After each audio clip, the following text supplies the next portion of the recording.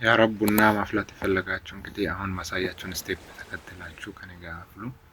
እንግዲህ የአረቦችን ቡና ለማፍላት ያው አረብ ሀገር አንዳንድ ልጆች ልኖሩ ትችላላችሁ እና ይሄ ያስፈልገናል። ማፊያው ነው። ይሄ ደግሞ የሻይ ማፊያ ነው።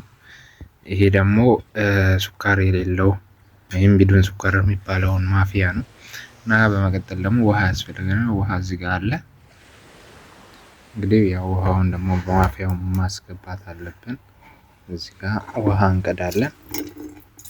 በመቀጠል እንግዲህ ውሃውን ቀድቻለሁ። ያው እዚህ በምትፈልጉት መጠን እናንተ ማፍላት በምትፈልጉት መጠን ታስገባላችሁ።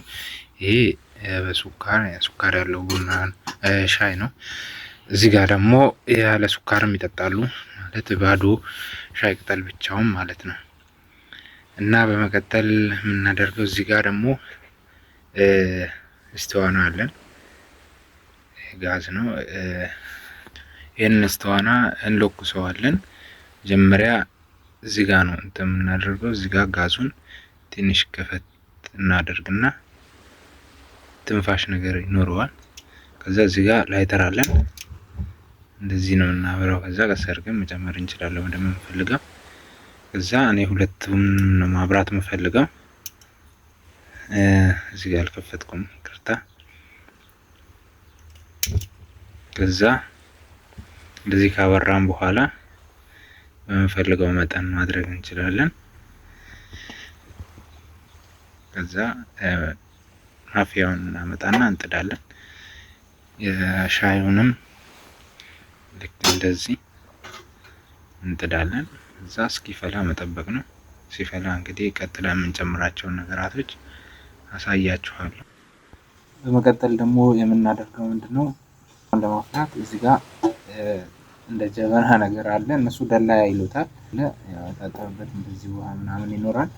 ያንን ካረጋችሁ በኋላ እዚህ ጋር ደግሞ የተፈጨ ሄል አለ። ሄል ነው እኛ ጋር የሚባለው፣ እነሱም ጋር ሄል ነው የሚባለው። ሄል የተፈጨውን ሄል እንጨምራለን። የምንፈልገውን ያህል ያው እንዳይበዛም እንዳያንስም። እኔ አንድ ከግማሽ ሁለት አካባቢ ነው የምጨምረው።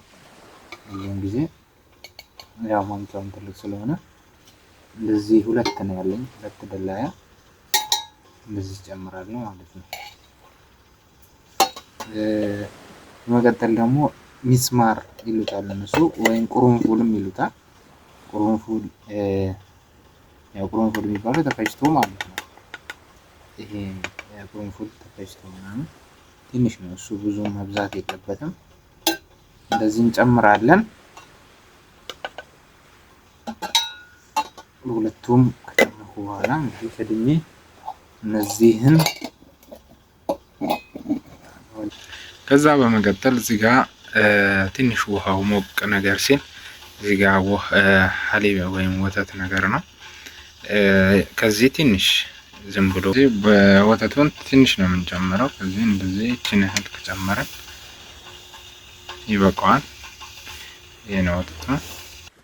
እንግዲህ እዚህ ጋር እንደምታዩት ሻዩ ውሃ ቀድሞ ፈላ።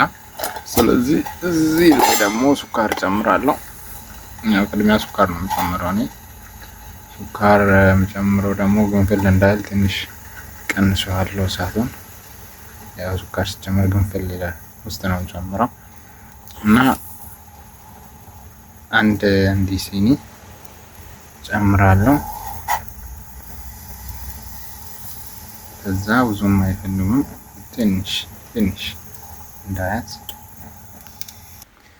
የቡናውም እዚህ ጋር ፈልቷል። ስለዚህ ከፈላ ያው እሳቱን ቀነስ አድርጌዋለሁ። ቡና አለ። ቡናቸው ደግሞ እኛ ሀገር እንዳይመስላችሁ ኢትዮጵያ አይነት ሳይሆን ነጭ ነው።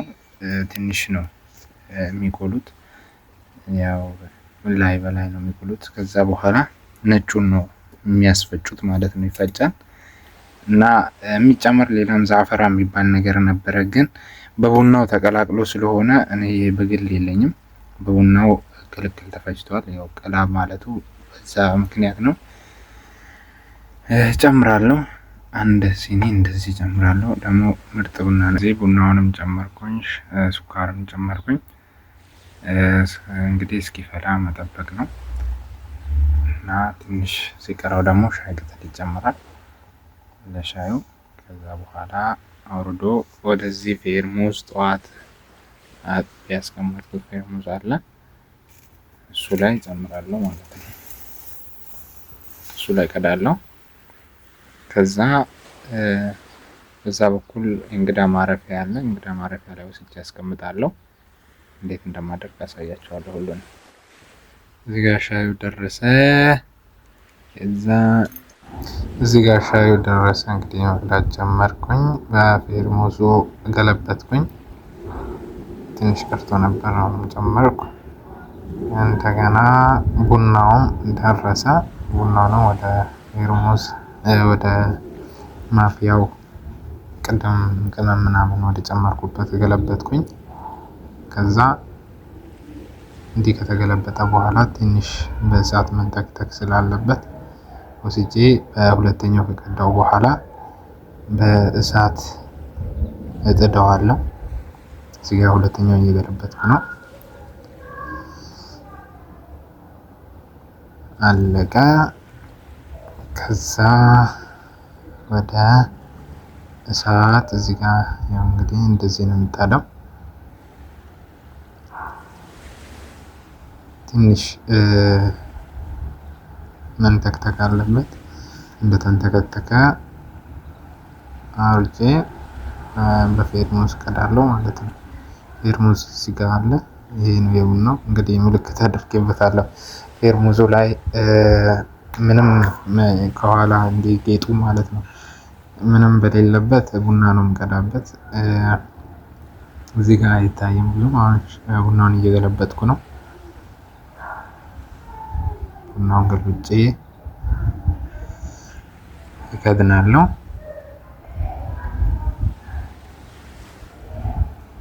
አንደኛውን እንግዲህ በዚህ መልኩ ገለበጥኩኝ። እስከ መጨረሻው ነው ግልብጥ እያደረኩ ነው እንግዲህ።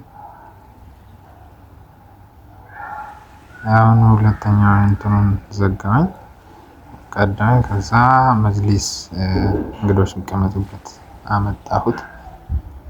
እዚህ ጋር ሰዎች አሉ እንግዶች ምናምን መቅረጽ ምናምን ፈርቻለሁ። በዛ በኩል አሉ። ከዛ ትንሽ ቆይቼ ደግሞ ወደዚህኛው በኩል ሲመጡ ቀርጻቸዋለሁ። ይመጣሉ። ያው ሁለት ሰው ወደዚህ መጣ። ያኛው የማኒ ነው፣ ያኛው አረብ ነው። በዛኛው በሶስተኛውም አረብ ነው።